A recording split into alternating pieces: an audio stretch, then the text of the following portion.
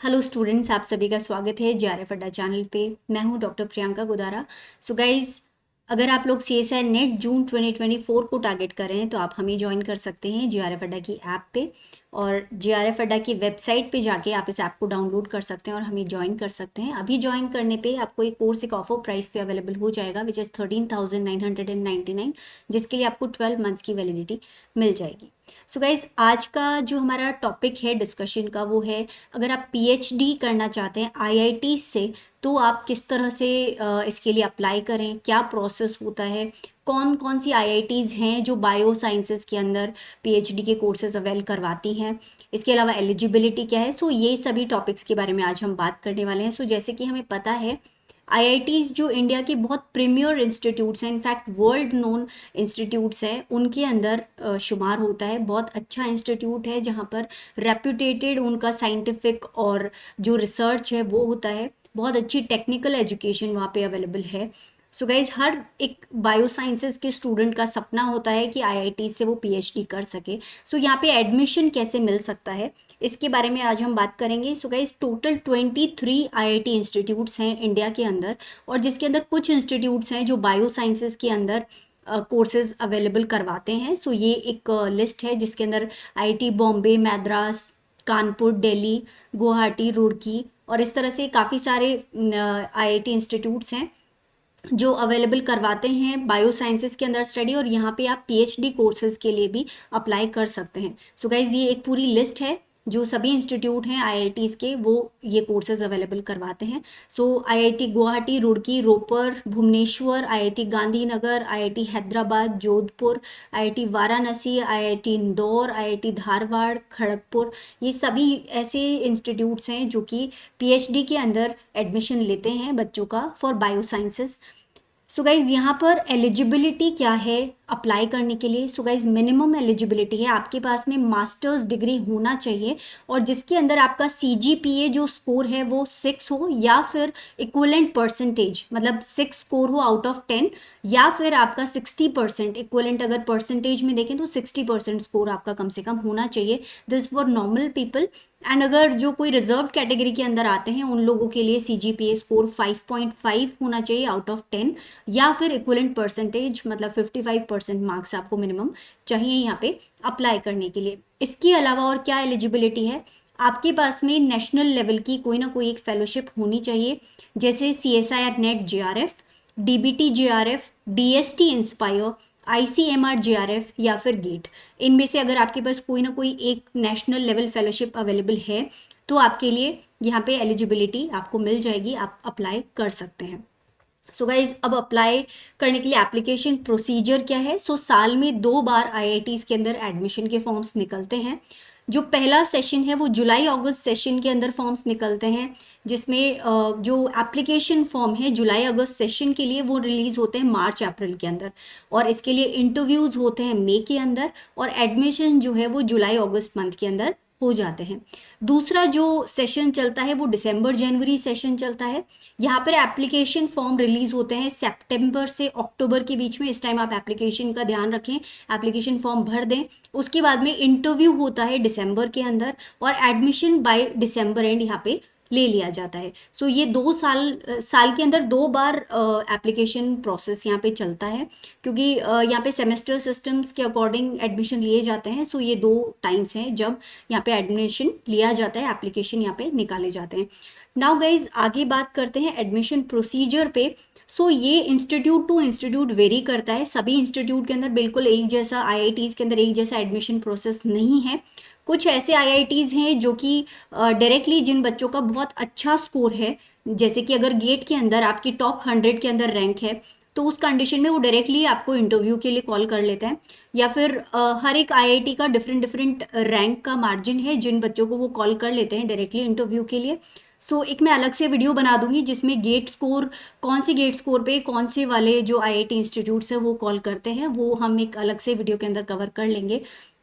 So guys एक तो criteria हो गया डायरेक्टली इंटरव्यू बेसिस पे एडमिशन्स होते हैं। सो उसके अंदर लेकिन मिनिमम एलिजिबिलिटी जो आपकी वो फुलफिल होनी चाहिए ना। अगर आपकी मिनिमम एलिजिबिलिटी है तो उसका ये मतलब नहीं है कि 100% आपको एडमिशन मिल ही जाएगा।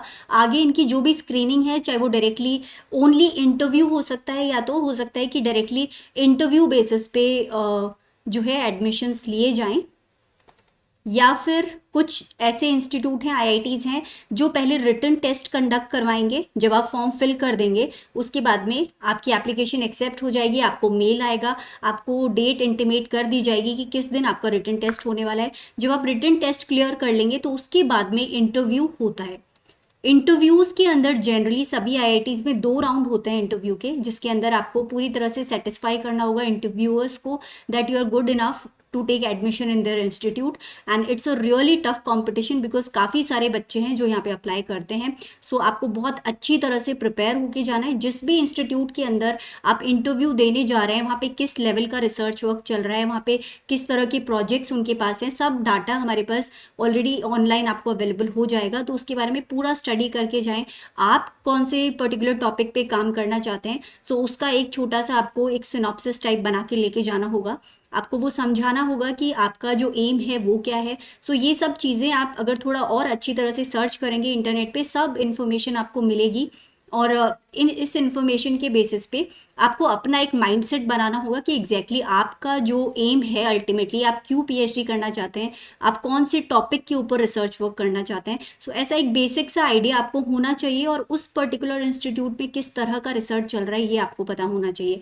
सो ये 2 तरीके हैं जिनसे डायरेक्टली जो है, इन दोनों तरीकों से जो इंस्टीट्यूट है, डिफरेंट डिफरेंट इंस्टीट्यूट, वो एडमिशन देते हैं बच्चों को। नाउ एक और क्राइटेरिया होता है, अगर कोई बच्चे ने आईआईटी से या फिर एनआईटी से अपना इससे पहले का जैसे पोस्ट ग्रेजुएशन उन्होंने आईआईटी या एनआईटी से की है और उनका सीजीपीए, अगर उनका सीजीपीए 7-8 या फिर उससे भी हाई रहता है, तो उस कंडीशन में उनको वो लोग डायरेक्टली ले लेते हैं। उसके अंदर इंटरव्यू और बाकी एलिजिबिलिटी का या फिर जो नेट क्वालिफाइड वाली भी एलिजिबिलिटी है उसको वो लेट गो कर देते हैं। सो ये वाला एक और क्राइटेरिया है। सो गाइज अगर आपका गेट का रैंक अच्छा है तो हो सकता है इंटरव्यू के अंदर आपको डायरेक्टली कॉल आ जाए, लेकिन फिर भी आपको मिनिमम एलिजिबिलिटी जो क्राइटेरिया है वो फुलफिल करना ज़रूरी है, सबसे पहली बात। उसके बाद में इंटरव्यू और रिटन टेस्ट या जो भी उनका प्रोसीजर है उसके अंदर आपको बहुत अच्छा परफॉर्म करना ज़रूरी है।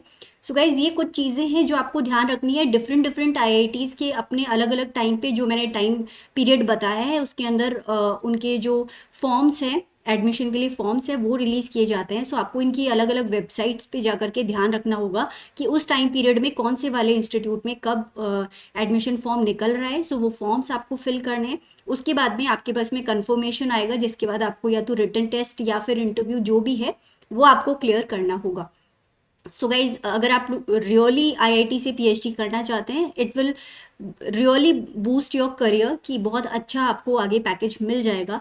बट इसके लिए आपको थोड़ा सा प्रिपरेशन पहले करना होगा। आपको ऑलरेडी एक माइंडसेट बना के रखना होगा कि आपको अल्टीमेटली यही करना है, तो उसके लिए थोड़ा रिसर्च आपको करना है। जो बच्चे ऑलरेडी कुछ इंस्टीट्यूट्स के अंदर पीएचडी कर रहे हैं उनसे थोड़ा इंटरेक्ट करने की कोशिश करें, उनको मेल्स या फिर काफ़ी सारे जो ब्लॉग्स हैं उनके अंदर इस तरह के आपको कॉन्टेक्ट्स मिल जाएंगे। सो इनसे थोड़ा सा इन्फॉर्मेशन लें कि किस तरह से पूरा प्रोसेस रहता है, आपको क्या क्या चीज़ें और करनी होगी। सो जनरली यही सब चीज़ें हैं जो मैंने आपको बताई हैं।